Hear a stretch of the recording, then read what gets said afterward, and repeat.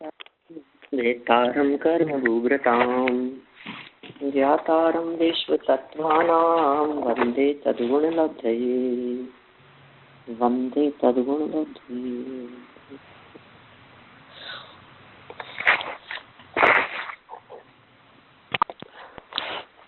सूत्र महाशास्त्र की टीका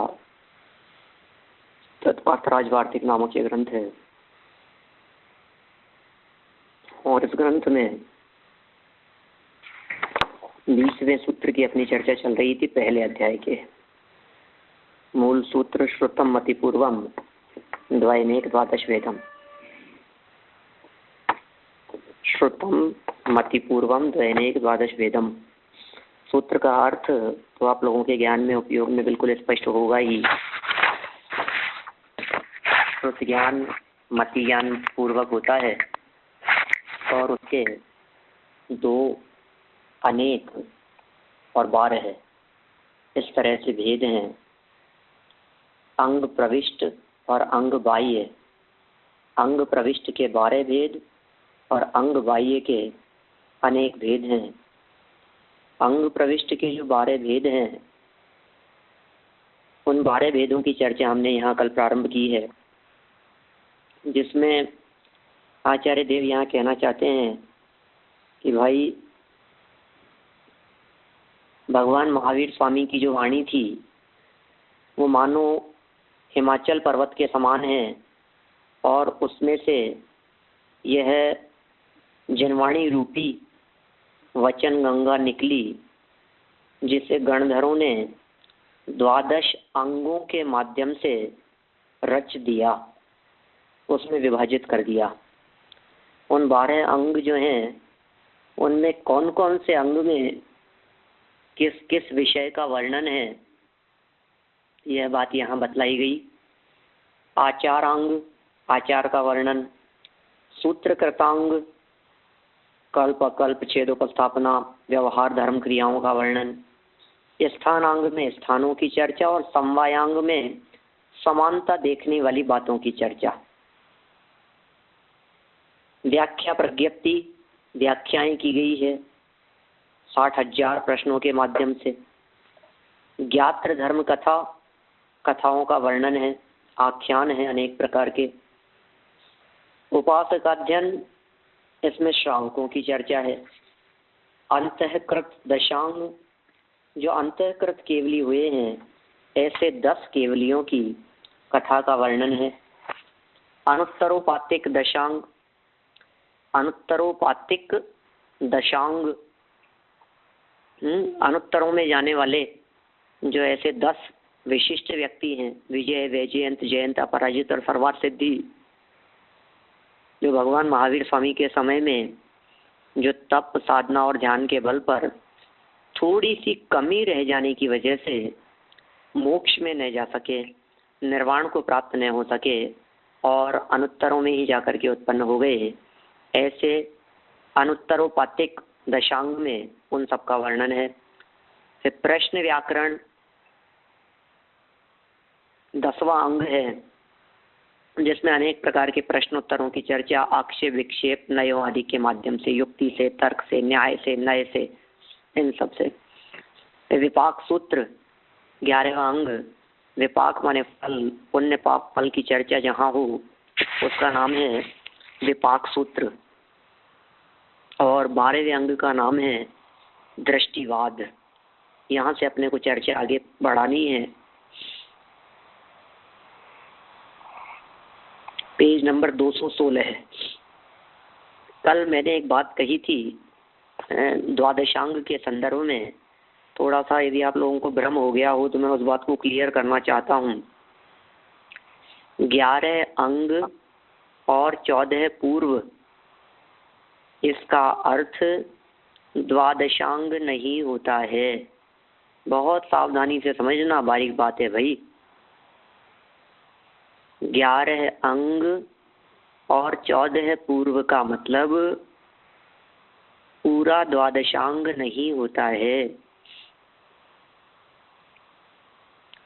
क्या कहा? 11 अंग और 14 पूर्व, इसके अलावा भी बहुत कुछ है। जिसको मिलाने पर द्वादशांग होता है। 11 अंग और पूर्व, अंग और पूर्व, तो फिर या तो बोले हम द्वादशांग, या फिर हम क्या कहें 11 अंग और फिर 14 पूर्व भी शामिल होंगे उसके अंदर, और फिर अनुयोग भी आएंगे, सूत्र भी आएंगे, चूलिका भी आएंगी, परिक्रम भी होगा, ठीक है ना। पूर्व, ये सब बातें शामिल होगी, क्योंकि 11 अंग कहने पर 11 अंग तो आ ही गए, लेकिन जो 12वां अंग है दृष्टिवाद, उस दृष्टिवाद अंग के 5 भेद हैं। ये अभी आने वाली है चर्चा, अपन पेज नंबर 216 पर देखें, बीच में एक तीसरा पैराग्राफ दिया है, 12वां दृष्टिवाद अंग है, मिल गया होगा आप सभी को, है ना। देखिए इसका नाम क्या है, दृष्टिवाद। जैसे पीछे जो द्वादशांगों के नाम बतलाए हैं, 11 अंगों के नाम बतलाए हैं, उन सब नामों से उसमें क्या कहा गया होगा, यह बात हमारे ख्याल में आ जाती है। नाम से ही यह बात ख्याल में आ जाती है कि किस बात का वर्णन होगा। जैसे अंतःकृत दशांग नाम लिया मैंने, तो आप लोग बता सकते हैं किसका वर्णन होगा अंतःकृत दशांग।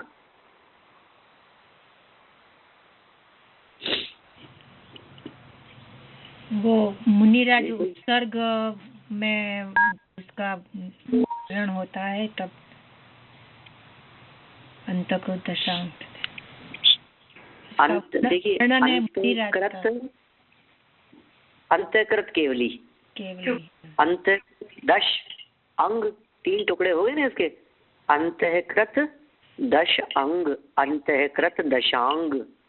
तो अंतःकृत तो है केवली, और 10 है उनकी संख्या, और अंग है आगम का नाम, तो अंतःकृत दशांग है।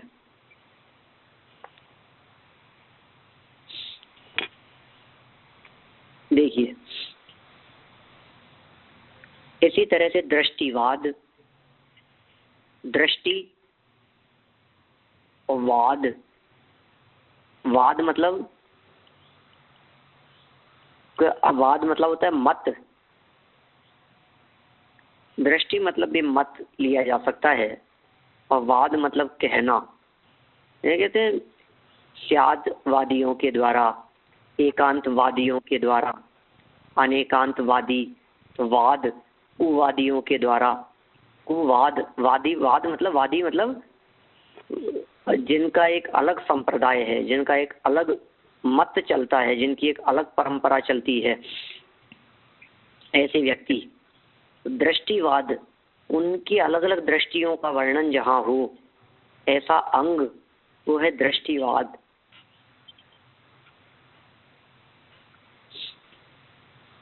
इसमें 363 कुवादियों के मतों का निरूपण पूर्वक खंडन है। क्या कह रहे हैं, 363 संप्रदाय, आपको ध्यान है ये 363 संप्रदाय कौन से हैं?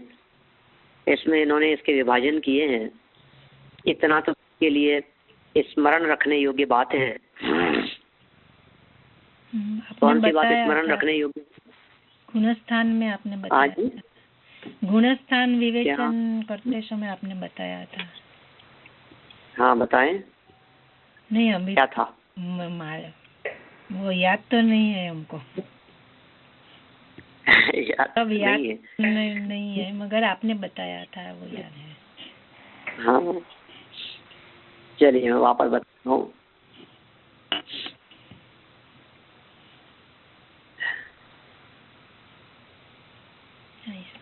देखिए क्या है स्थिति, मारीची जो थे ना ऋषभ देव के पौत्र, उनके पोते, उनके माध्यम से कुछ विरोध का वातावरण होने पर, मन में विद्वेष का भाव आने पर, समूह शरण से बाहर निकलकर 363 मत संप्रदाय आ दिए गए।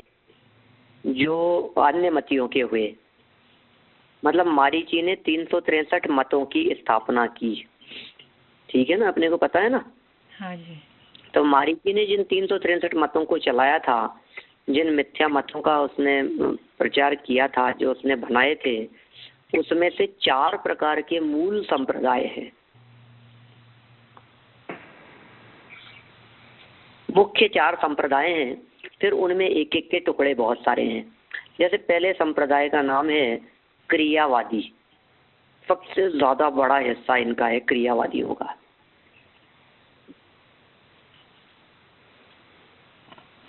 माने दुनिया में 50% लोग ऐसे हैं जो क्रियावादियों की श्रेणी में आते हैं। कैसे हैं क्रियावादी लोग? सबसे ज्यादा इनको मानने वाले। क्या संप्रदाय है इनका, क्या बातें कही जाती है इनमें?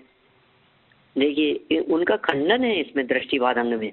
उनकी बातों को खारिज किया है, उनकी बातों को गलत सिद्ध किया है।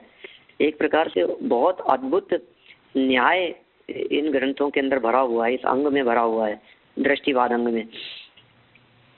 इसमें 363 कुवादियों के मतों का निरूपण पूर्वक खंडन है। तो खंडन भी है और एक विशेष बात दे दी, निरूपण पूर्वक। निरूपण माने क्या? माने निरूपण का मतलब वर्णन करते हुए। इन मतों का निरूपण पूर्वक सबसे पहले तो उनका वर्णन किया कि इनकी चर्चा किस प्रकार की है, कौन कौन से मत हैं और क्या कहते हैं। और फिर उनकी बात कहने के बाद में फिर उनकी बातों को काट दिया कि भाई इनकी ये बातें गलत है, इस तरह के ये कहते हैं, ये बातें सही नहीं।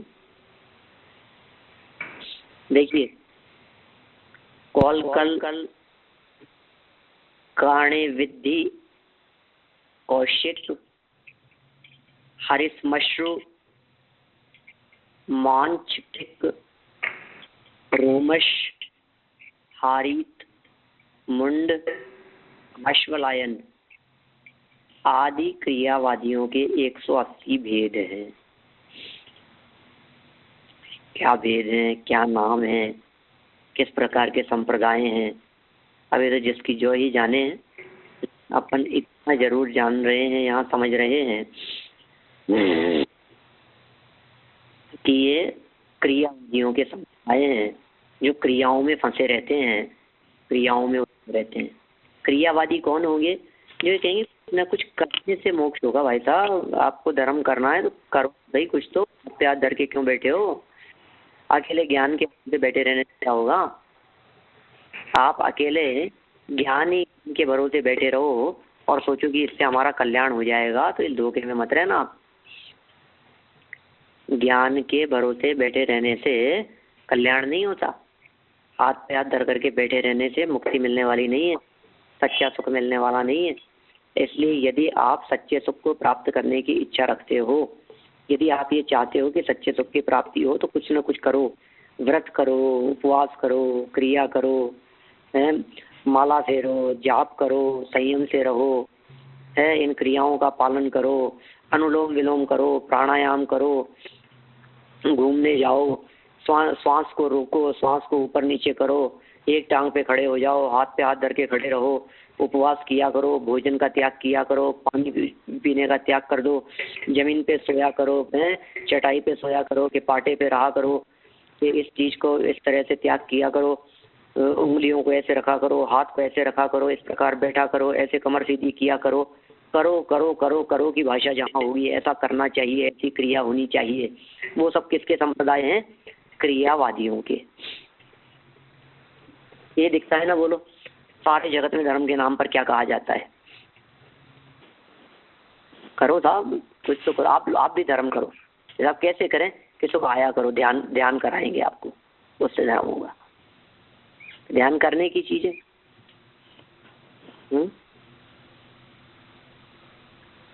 सारा जगत धर्म के नाम पर इन उपायों को बताता है। सारा जगत ये कहता है ये उपाय करो, और कुछ नहीं, स्वाध्याय करो। कोई मंत्र बता देंगे, इस मंत्र का जाप करो, इस मंत्र का जाप करने से सारे कर्म कट जाएंगे। कोई तो ऐसा भी चलता था, इस मंत्र को लिखो आप अपनी कॉपी में, ये किया करो आप, ऐसा किया करो, एक काम किया करो, आप सुबह उठ करके कोई काला कुत्ता दिखे उसको ऐसे रोटी दो, इसको ये दो, इस गाय को ये दो, उस कबूतरों को ज्वार डालो, फिर देखो आप ये इससे कुछ ना कुछ फर्क पड़ेगा। हमारे यहाँ इस तरह के क्रियावादियों के बहुत मत हैं और कुछ न कुछ करने धरने की प्रेरणा देते हैं। वो कहते हैं आप कुछ न कुछ करते रहो, ठाले मत बैठो, बैठे रहने से नहीं चलेगा काम। एक नहीं मत, दूसरा मत नहीं, तीसरा मत नहीं, ऐसे संप्रदाय, ऐसे धर्म दर्शन 180 प्रकार के हैं इस दुनिया में, जिसमें सारा जगह, जिसके लिए अपन कहते हैं ना क्रिया कांड में उलझे हुए हैं, अनुष्ठान में उलझे हुए हैं। हवन करा लो, विधान करा लो, ऐसा अनुष्ठान होगा तो इस अनुष्ठान का ऐसा फल मिलेगा। तो इस तरह के अनुष्ठान आदि के अंदर उलझे फंसे लगे वो लोग, ये कौन है? क्रियावादी। इसके इन्होंने 8-10 नाम गिना दिए।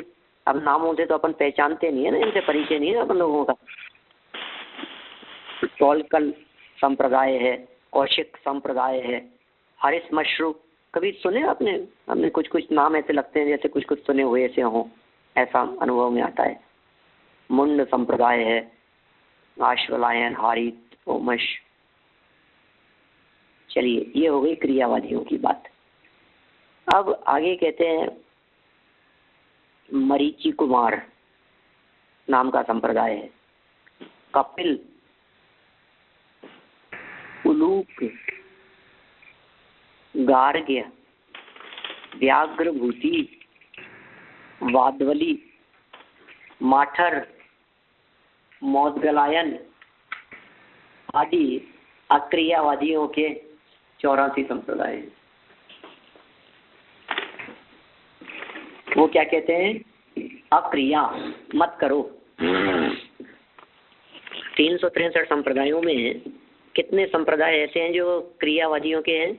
वो हैं 180। कौन कौन से संप्रदाय हैं वो अपने को जानने की जरूरत नहीं है, बस स्वरूप समझ लो क्रियावादियों के संप्रदाय किस प्रकार के होंगे। अब अक्रियावादियों के कितने हैं? 84 संप्रदाय हैं, 84 प्रकार हैं। ये अक्रियावादी लोग कौन से लोग हैं? ये अक्रियावादी क्या कहते हैं? इन अक्रियावादियों की मान्यता किस प्रकार की होती है?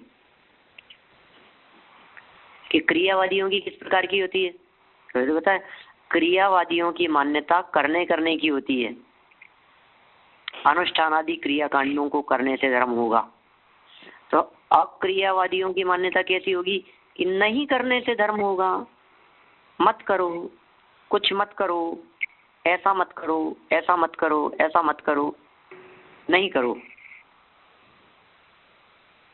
मतलब नहीं करने से, पाप मत करो, हैं, चोरी मत करो, हिंसा मत करो, झूठ मत बोलो, किसी को सताना बंद करो, पीड़ा देना बंद करो। ये नहीं करने की भाषा के अंदर बात करेंगे कि करने से धर्म नहीं होगा। आप जो ये कर रहे हो ये सब करना बंद करना पड़ेगा, तब जाकर के धर्म होगा। इस तरह का उपदेश देने वाले जो लोग हैं वे सब उन क्रियावादियों के तो विरोधी हैं और स्वयं कहते हैं अक्रियावादी हैं। मौदगलायन, माठर कैसे नाम है, व्याघ्रभूति, गार्ग्य, मेरे को लगता है ये सब इन लोगों के नाम हैं जिन लोगों ने इन संप्रदायों के प्रमुख बन करके उनके प्रचार प्रसार किए हैं।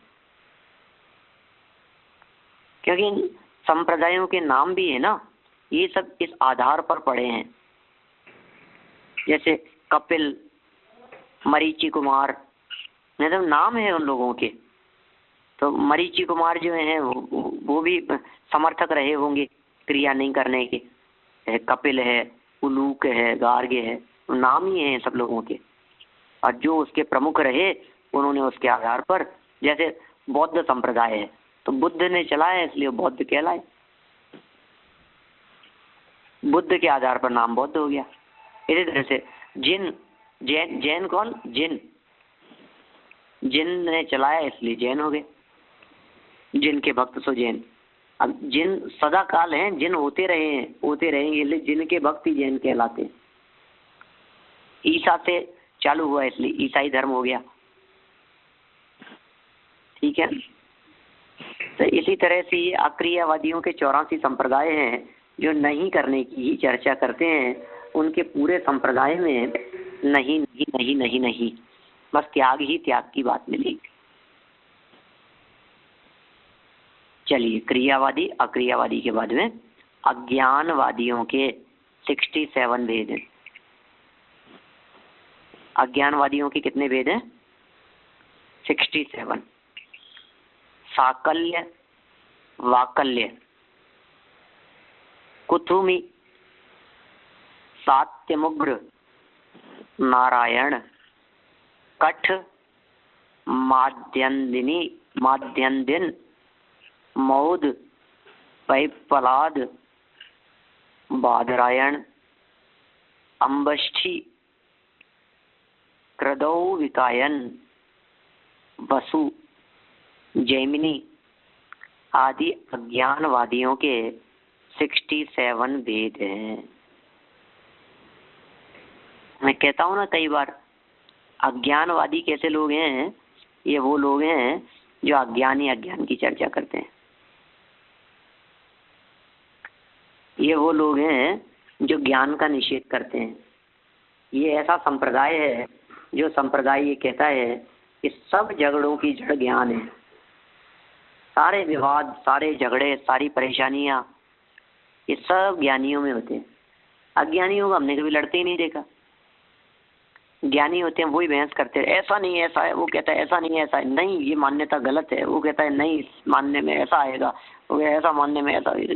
जितने ज्ञानी वो सब झगड़ते दिखते, अज्ञानी बेचारा चुपचाप, हम क्या कहें भैया, हमें क्या पता। तो कहते हैं जितना ज्ञान बढ़ेगा उतना विवाद का कारण होगा, झगड़े का कारण होगा, टेंशन का कारण होगा। इसलिए ज्ञानवादियों का जो मत है वो ठीक नहीं है। अज्ञान ही श्रेयस्कर है, अज्ञान से ही भला होता है, अज्ञान से ही मुक्ति होती है। मत जानो, मत देखो, मत पढ़ो, मत सुनो, ये अज्ञानवादियों का मत। सुनो ही मत। हाँ है दुनिया में ऐसे संप्रदाय हैं जो ये कहते हैं आप मत पढ़ो, मत सुनो, आप मत देखो। आप देखोगे फिर झगड़ा खड़ा होगा, आप देखोगे फिर बर्दाश्त नहीं होगा, आप देखोगे फिर लड़ाई होगी। तो आप सुनो ही मत ना। कोई आपको अपशब्द कह रहा है, आप सुनो ही मत। सुनोगे तो फिर बिना मतलब कशाएं झगड़े होंगे। आप दो बात कहोगे, फिर उनको बर्दाश्त नहीं होगी, फिर वो कहेंगे, फिर तुम्हें बर्दाश्त नहीं होगी, फिर आपस में झगड़ते रहोगे। ये व्यवस्था कितनी अच्छी लगती है, हम उनको कुछ नहीं कहें और वो हमारे को कुछ नहीं कहें, हैं? हम उनकी नहीं सुने, हमारी नहीं सुने, हम अपने में वो उनके में। जितना देखते हैं उतना खड़ी होती है परेशानियां, विवाद, माथापच्ची, उसी में खड़ी होती जाती है। विवाद विवाद विवाद। तो कंफ्यूजन के अंदर मैं कहता हूँ ना, more study more confusion, no study no confusion. जितना पढ़ोगे, जितना सुनोगे, उतना कंफ्यूजन ही कंफ्यूजन है। जिसने कुछ नहीं पढ़ा उसको कितना कंफ्यूजन है। जैसे समझ लो आप किसी चीज के पास में ज्यादा कपड़े होते हैं ना, जिसके पास में ज्यादा साड़ियां हैं, जिसके पास में ज्यादा सूट है, अलमारी भरी है, जब अलमारी खोलता है तो उसको 15 मिनट लगते हैं देखने में कि ये पहनोगे, ये पहनोगे, ये पहनोगे, ये पहनोगे, ये पहनना है, ये पहनना है। क्यों? ज्यादा है ना, विकल्प होंगे। और जिसके पास में नहीं है, कोई विकल्प नहीं है, जिसके पास में एक ही है, तो विकल्प का काम ही नहीं है, जो है वही पहनना है, कोई ऑप्शन ही नहीं है। माने अज्ञानता को श्रेयस्कर कहने वाले लोग इस प्रकार के तर्क देते हैं। वो कहते हैं परेशानियों और दुख की चर्चाएं भी, पता नहीं है तो शांति है, और पता है तो अशांति है। तो ज्ञान होते ही दुखी हो जाता है व्यक्ति, और ज्ञान नहीं होते ही, नहीं होने से सुखी बना रहता है। जो व्यक्ति आंख बंद करके सो रहा है, जिसको कुछ पता नहीं है, घर में चोर आ गए, चोरी करके ले गए, सब कुछ सामान ले गए, लेकिन वो सो रहा है। अब अज्ञान अवस्था में है, तब तक शांति से खर्राटे ले रहा है, मजे की नींद सो रहा है। और जैसे ही ज्ञान हुआ उसको इस बात का कि चोर चोरी करके ले गए, अब दुखी होना चालू हो गया। अब जब तक उसको पता ही नहीं हो, बोलो घर में से चोरी चले गई कोई चीज, हमारे घर में सब सामान ऐसे ही पड़े रहते हैं, सोने की चैन पड़ी रहती है, कहीं घड़ी पड़ी रहती है, ऐसे पटक देते हैं, खोल देते हैं, अंगूठियां कितनी हैं, सेट कितने हैं, कुछ नहीं पता, सब चांदी के गिलास इधर उधर सब पड़े रहते हैं। अब कोई चोरी करके ले गया, हमें पता ही नहीं, हमें कोई पता नहीं है, नॉर्मल चल रही है लाइफ। अब फिर 3 महीने बाद में जब कभी पता लगा कि वो कहाँ है, और वो तो है ही नहीं, अब सोचा कि अब दुखी हो रहे हैं। क्यों? वो चीज तो 3 महीने से नहीं है घर में, तब तो दुख नहीं था, आज ही दुख कैसे हुआ? वो कहते हैं कि जब ज्ञान होता है तो दुख होता है, और ज्ञान नहीं होने से दुख भी नहीं होता। ठीक है ना? देखिए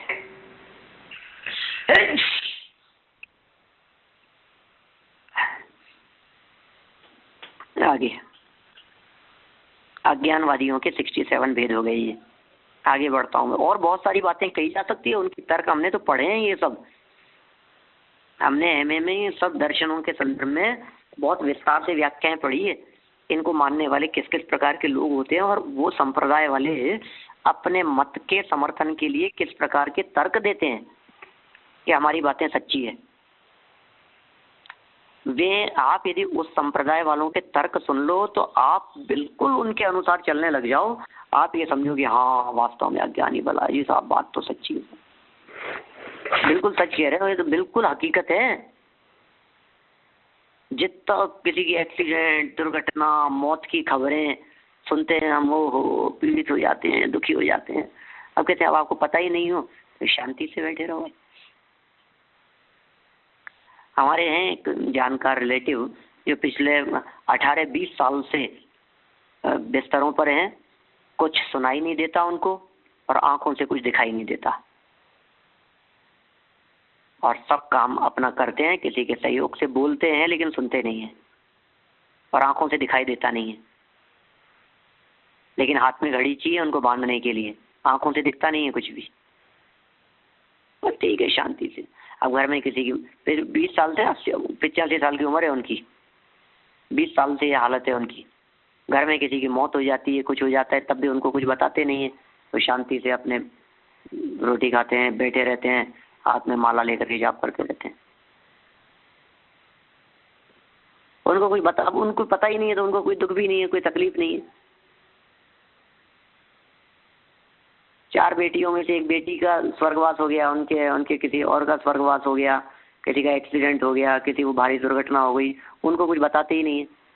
क्या बताएं, उनको सुनते ही नहीं है। वो बहुत तेज चिल्ला करके बोलो तो कोई एक आध शब्द उनको कोई सुनाई देवे, कुछ आंखों से कुछ दिखाई देता नहीं। तो ऐसी स्थिति में ये अज्ञानवादी लोग कहते हैं देखो कितने सुखी हैं बेचारे, शांति से बैठे हैं, उनको कोई तकलीफ ही नहीं है, उनको कोई परेशानी नहीं है। हम मान लीजिए यहाँ बैठे हैं, और बैठे बैठे और हमें पता चले कि 2000 मील दूर हमारे पिताजी रहते थे, उन पिताजी का स्वर्गवास हो गया, और दूर रहते हैं, पता लगा तो क्या होगा, हम भागेंगे कि नहीं वहाँ? ये खबर सुनते ही कितना दुख होगा हमारे को। लेकिन यदि यही खबर मिलने में हमारे को 2 दिन लग गए, सूचना नहीं मिल सकी, मैसेज नहीं आ सका, मोबाइल सारे बंद थे पूरे शहर में 2 दिन से, रेडिएशन की वजह से बंद कर दिए गए, किसी प्रकार से कोई संपर्क नहीं हो सका, तो मालूम नहीं चला, तो 2 दिन पहले स्वर्गवास हो जाने पर भी 2 दिन तक शांति है ना, अज्ञानता की वजह से। और जैसे ही पता लगा फिर आकुलता और रोना धोना चालू हो गया। इसलिए अज्ञान को श्रेयस्कर कहते हैं। फिर हमने तो ये तो पढ़ा ही है सारा अज्ञानवादियों का मत, फिर उसका खंडन भी तो पढ़ा है ना। फिर कहा कि जो अज्ञानवादी अज्ञान को श्रेयस्कर कहते हैं, उसमें सबसे बड़ी समस्या तो ये आएगी कि वे अपने अज्ञानवादी मत का भी ज्ञान दूसरे को नहीं करा सकेंगे। माने अपने मत का प्रचार भी कैसे करोगे? इस तरह के तर्क दे करके हमने पढ़ी हैं सारी बातें कि भाई यदि वे अज्ञानवादी हैं तो वे अपने मत का प्रचार भी कैसे करेंगे? तो ये बताओ, आप दूसरों को ये कैसे समझाते हो कि अज्ञान भला है? ये ज्ञान क्यों करा रहे हो आप? हम उनसे पूछते हैं कि यदि अज्ञान भला है तो अज्ञान भला है इस बात का ज्ञान हर व्यक्ति को हो, ऐसा होना चाहिए ना कि हाँ साहब हर व्यक्ति को इसका पता होना चाहिए कि अज्ञान ही अच्छा है। तो इसका मतलब हर व्यक्ति को इस बात का ज्ञान होना चाहिए। तो हर व्यक्ति को ज्ञान होना चाहिए कि अज्ञान भला है, अज्ञान होना चाहिए। स्ववचन बाधित जैसी बात हो जाती है। फिर जो दुर्घटनाओं आदि के संदर्भ में बात कही, वो सारी की सारी परेशानियां, सारे कष्ट कषायों की वजह से होते हैं भाई, राग की वजह से होते हैं, ज्ञान की वजह से नहीं होते। दुख का कारण राग है, दुख का कारण कषाय हैं, दुख का कारण मोह है, ज्ञान दुख का कारण नहीं है। ख्याल में आ रही है बात? चलिए एक और बच गया है।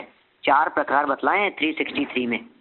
363 संप्रदायों में सबसे पहले के 180, दूसरे के 84, तीसरे के 67 और चौथे के 32। 32 संप्रदाय किसके हैं भाई? देखिए आगे इसी पैराग्राफ की लाइन नंबर 6, छठी लाइन देखिए। वशिष्ठ, पाराशर, चतुकर्णी, वाल्मीकि, रोम हर्षिणी, सत्यदत्त, व्यास, एलापुत्र, औपमन्यव, इंद्रदत्त, अयस्थुण आदि वैनयिकों के 32 भेद हैं। वैनयिक कौन है? ये विनयवादी। वैनयिक कौन है? विनय, विनय से। अरे भाई साहब, विद्या विनय ददाति, विद्या होती है उसी से विनय मिलती है। विद्या के बिना विनय नहीं आती। विद्या विनयम ददाति, विद्या से ही विनय की प्राप्ति होती है और विनय से ही विद्या की प्राप्ति होती है। और बहुत प्रसिद्ध उदाहरण ये जो रावण का और लक्ष्मण का जो उदाहरण है वो इस बात के लिए बहुत प्रसिद्ध है। जब रावण मरणासन्न अवस्था में पड़ा था तो रामचंद्र जी ने लक्ष्मण से कहा कि जाओ उससे विद्या और ज्ञान प्राप्त करके आओ, वो बहुत प्रकांड विद्वान है, कुछ न कुछ जरूर तुम्हें सीखने को मिलेगा। लक्ष्मण पहुंच गए और बिल्कुल उनके माथे पर जाकर के, कान के पास में जाकर के, सर के पास में जाकर के खड़े हो गए। बोले ही नहीं रावण कुछ भी। लौट करके आ गया, अरे वो बहुत घमंडी है, वो क्या सिखाएगा, क्या समझाएगा, आपने भी किसके पास भेज दिया कि तुम कहाँ खड़े थे? कि बिल्कुल उनके पास में जाकर के खड़ा था, सर के पास में। वो पड़े थे बाणों की सैया पर कि नहीं नहीं, तुम्हें विद्या यदि प्राप्त करनी है तो उनके चरणों में जाकर के खड़े होंगे तो तुम्हें कुछ न कुछ प्राप्त होगा। तो इस तरह से विनय को श्रेष्ठ बतलाने वाले। देखो विनय की श्रेष्ठता तो है, विनय की महानता तो है, विनय पूज्य है, विनय श्रेष्ठ है, विनय में अनेक प्रकार की विशेषताएं हैं, लेकिन फिर भी विनय में अनेक प्रकार की विशेषताएं होने के बावजूद भी विनय धर्म नहीं है भाई। विनय करने से मुक्ति मानने वालों का निषेध है यहाँ। तो इस वैनयिकों की जो 32 संप्रदाय हैं तो कह रहे हमारी शरण में आ जाओ, तुम्हारा कल्याण हो जाएगा, हमारी विनय करो। मैंने सुना है इस प्रकार के संप्रदायों के संदर्भ में कुछ ऐसे लोग भी हमने इस धरातल पर देखे हैं जिनको लोग भगवान की तरह मानते हैं। और लोग क्या भगवान की तरह मानते हैं? वे ही अपने आप को भगवान कहते हैं स्वयं ही। और लोग भी ये कहते हैं कि हाँ ये तो भगवान है, इनकी विनय करो, ये तुम्हें पहुंचा देंगे मोक्ष, इनकी विनय से मुक्ति मिलेगी, इनकी विनय से मोक्ष मिलेगा, इनकी विनय से कल्याण होगा, भाव सुधर जाएगा। कौन से संप्रदाय वाले लोग हैं वो? विनयवादी। देखिए, यद्यपि यहाँ 363 मतों की चर्चा की है, 363 मतों का विस्तार भी बतलाया गया है, उनके कुछ कुछ नाम भी बतलाए गए हैं, तथापि ये 363 मतों के जो 4 मूल विभाजन है, इस दृष्टि से देखें तो कभी तो हम क्रियावादी हो जाते हैं, कभी हम अक्रियावादी हो जाते हैं, कभी हम विनयवादी हो जाते हैं और कभी हम अज्ञानवादी हो जाते हैं। हमारे में ही इस तरह का ये मिथ्यात्व बैठा हुआ है। कभी हमारे दिमाग में करना करना हावी रहता है, अंदर में बैठी हुई वो मिथ्या मान्यता जिसमें कर्तृत्व का अभिमान बैठा हुआ है, क्रियावादियों की है। क्रियावादियों के संदर्भ में अंदर में कर्तृत्व का बैठा है ना कुछ करके धर्म सेटिस्फेक्शन। हाँ, आज तो हमने 3 घंटे पूजन किए, पता है आपको, वाह वाह, आज तो बहुत अच्छा दिन बीता भाई। कि क्यों, क्या हुआ? आज तो खूब धर्म हुआ। कि क्या किया आपने? कि सुबह से हम ऐसा किया वैसा किया, फिर इतनी वंदना करी, फिर इतने क्षेत्रों पर गए, फिर ऊपर पहाड़ी पर चढ़े, फिर वहाँ जाकर के हमने विधान किया धूमधाम से। विधान करने के बाद में मैंने 3 मालाएं फेरी, फिर ऐसा किया, फिर प्रदक्षिणा दी, फिर वहाँ से कुछ ना कुछ हमने कहा बहुत गजब हो गया, साल धर्म हो गया। आज कौन हो तुम? क्रियावादी। ठीक है। फिर अब ये सब होने के बाद में जब बड़ा समझने लगा तो अपने ही मन ने अपने आप को समझाया, और मेरे मन ने मुझे समझाते हुए कहा, मूर्ख, करने करने में धर्म मान रहा है? कुछ नहीं करने में धर्म है, शांति से बैठ चुपचाप, कुछ मत कर। धर्म करना चाहता है ना, कुछ मत कर। ये अक्रियावादीपन सवार हो गया हमारे माथे। कभी खूब पढ़ना चाहते थे, कभी ये समझते नहीं ज्यादा पोथी पढ़ भाव रहा, पंडित भयान कोई। खूब पोथियां पढ़ने से, शास्त्र पढ़ने से उनसे कुछ नहीं होता है, उलझन ही है, अज्ञानवादी हो गए। तो जब हम हृदय में खूब विनय की भावना आती है, विनयवादी हो जाते हैं। मतलब ये सब संप्रदाय, क्योंकि इस तरह के लोग यदि अपन एक एक व्यक्ति यदि अपन इस तरह के मतों को तलाशने वाले तलाशेंगे तो मिलेंगे नहीं, लेकिन ऐसी मान्यता वाले तलाशेंगे तो एक ही घर में 4 मान्यताओं वाले 4 लोग मिल सकते हैं।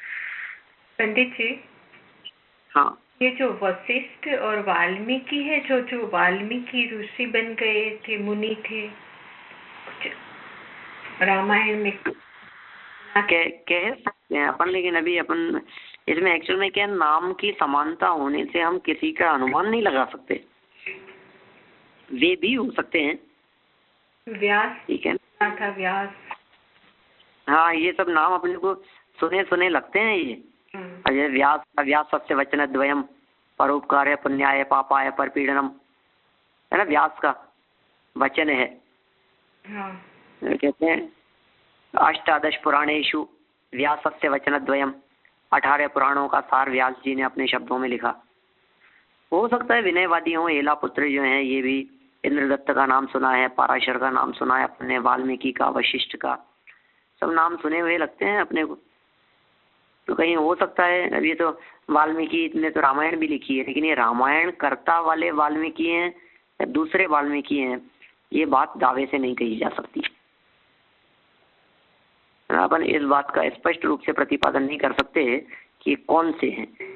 कितने हजारों लाखों वर्ष बीत गए, इन हजारों लाखों वर्षों में, हजारों लाखों क्यों, ये तो करोड़ों वर्ष बीते हैं। कूड़ा कोड़ी वर्षों सागरों की बात है। तो कूड़ा कोड़ी सागर की बात है ना, मारीची ने चलाए थे ऋषभ देव के जमाने में, 3रे काल में, और 5म काल चल रहा है। तो कूड़ा कोड़ी सागर वाली बात हुई ना। तो कूड़ा कोड़ी सागर मतलब कितना, 1 करोड़ गुना 1 करोड़, उसका नाम कूड़ा कोड़ी। इसके भी सब अलग अलग दृष्टि से इसके अर्थ निकालते हैं।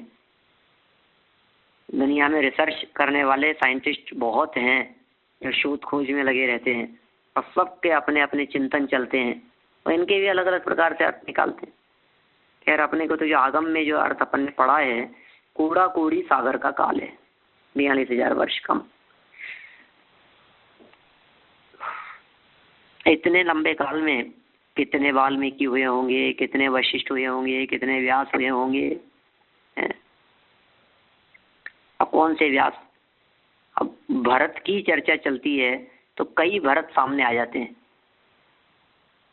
ऋषभ देव पुत्र भरत हैं, कि दुष्यंत पुत्र भरत है, कि दशरथ पुत्र भरत है, कि कौन से भरत के नाम पर भारत पड़ा है, उसमें विवाद चलता रहता है।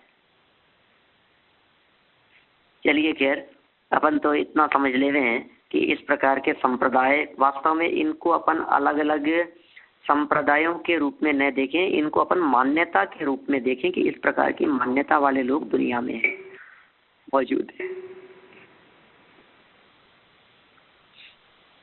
हमें इस प्रकार की जो मान्यताएं किसी व्यक्ति के हृदय में हुई, अपने मन में भी यदि किसी का यदि विशिष्ट हठाग्रह या पक्ष दिखाई देता है, समझो आप कभी कभी जब अपन क्रियाकांड का बहुत अति निषेध करते हैं तो अपन अपने आप को अक्रियावादी के रूप में नहीं देख सकते। आप देखो, यथा योग्य क्रियाएं होनी ही चाहिए। किसी व्यक्ति को यदि ऐसा लगता है कि अरे मंदिर जाने में क्या दम है, क्या मंदिर मंदिर मंदिर, एक मंदिर के कर लिए ना दर्शन, अब क्या ज्यादा मंदिरों के दर्शनों में क्या होगा, वही तो भगवान है सब। कोई व्यक्ति जिनेंद्र देव को या जिनेंद्र देव के दर्शनों के संदर्भ में इस तरह की उपेक्षा बुद्धि रख रहा है तो अक्रियावादी योग की श्रेणी में है, समझ लो आप। क्रिया का विरोधी है वो। कोई व्यक्ति यदि 4 घंटे बैठ करके पूजन करता है और दूसरा व्यक्ति यदि उसका निषेध करता है, क्या रखा है ऐसे पूजन करने में, करते रहते हो पूजन, 4 घंटे बैठे बैठे पूजन करते रहते हो, तो क्या हो गया? पूजन करता है तो बुरा काम थोड़ी नहीं पूजन करना।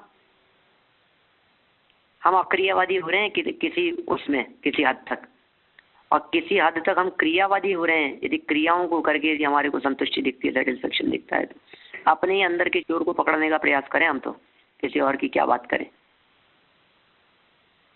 इस तरह के संप्रदाय दुनिया में तो हैं ही, और उन सबके निषेध की चर्चा भी दृष्टिवाद नामक अंग में की गई है।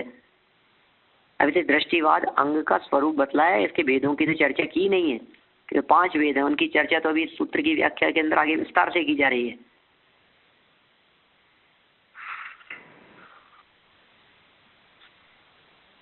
समझ में आ रही है मेरा कहने का अभिप्राय क्या है?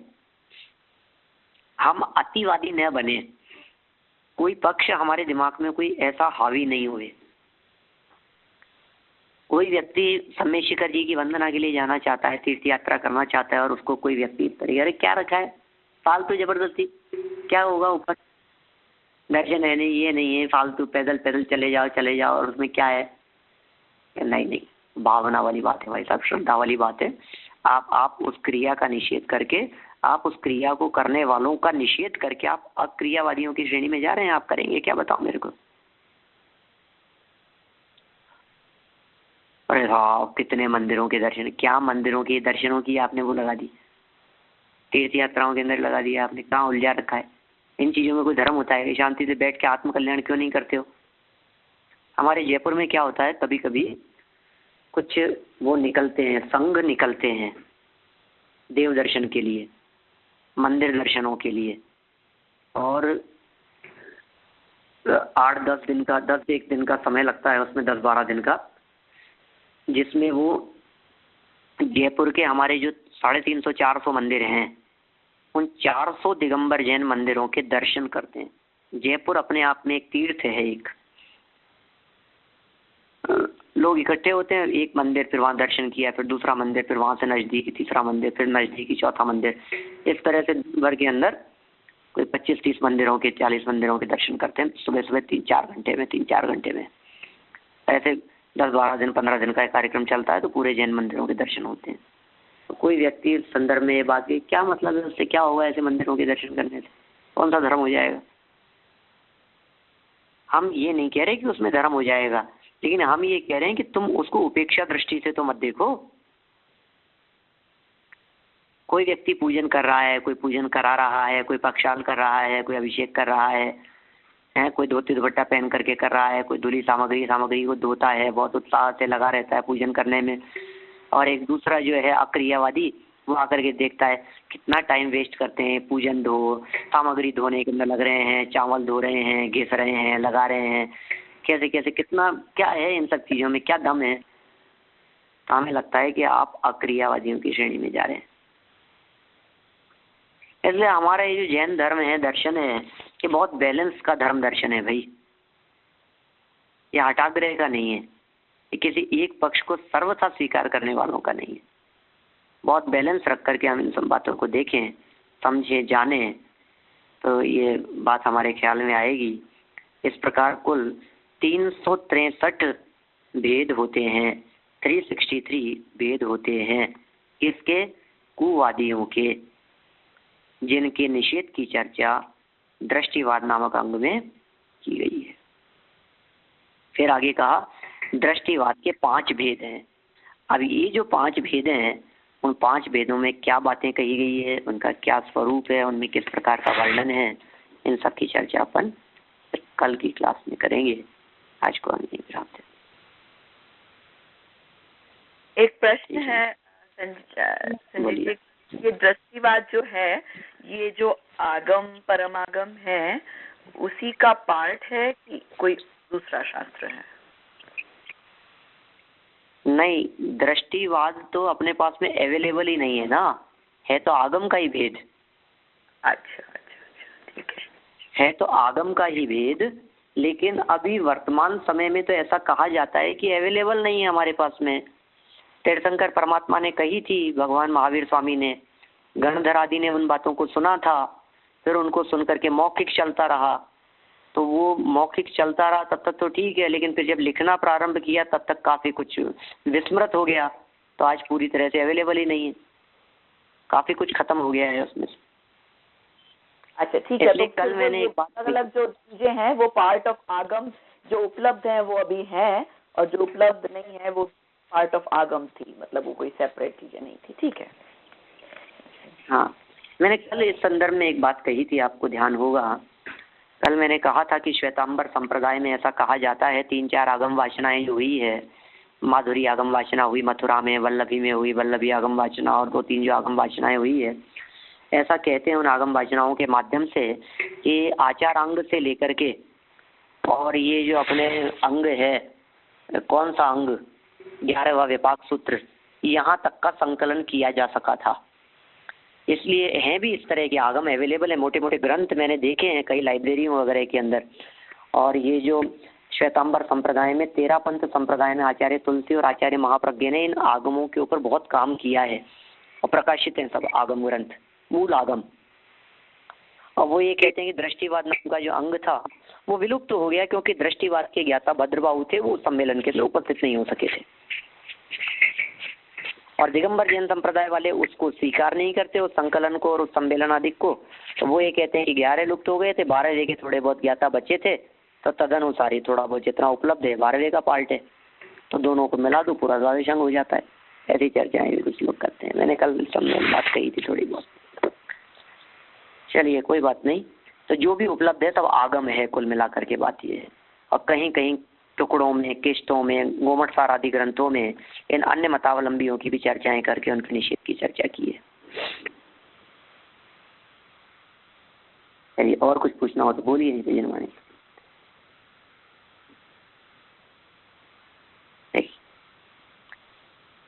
जावाणी के ज्ञान ते सूझे लोकालोक, सोवाणी मस्तक नमो, सदा देत हूँ रोक, सदा देत हूँ रोक।